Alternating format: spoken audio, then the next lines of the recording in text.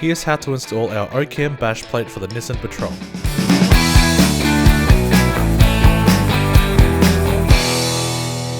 This bash plate reuses the factory M8 bolts located along the chassis rails. Remove the bolts in these locations, then reuse the same ones to attach the new bash plate.